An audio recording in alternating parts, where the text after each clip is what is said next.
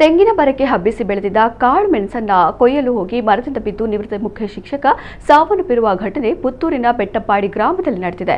ಗುಮ್ಮಟೆಗದ್ದೆ ನಿವಾಸಿ ನಾರಾಯಣ ನಾಯ್ಕ ಪೈಂತಿ ಮುಗೇರು ಮೃತಪಟ್ಟವರು.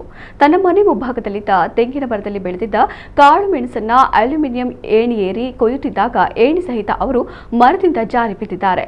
ಘಟನೆಯಿಂದ ನಾರಾಯಣ ನಾಯ್ಕರವರಿಗೆ ಗಂಭೀರ ಗಾಯಗಳಾಗಿದ್ದು ಅವರನ್ನ ಕೂಡಲೇ ಪುತ್ತೂರು ಆಸ್ಪತ್ರೆಗೆ ಕರೆತರಲಾಗಿತ್ತು. ಆದರೆ ಅವರು ದಾರಿ ಮಧ್ಯೆ ಮೃತಪಟ್ಟಿದ್ದಾರೆ ಎಂದು ತಿಳಿದು ಬಂದಿದೆ.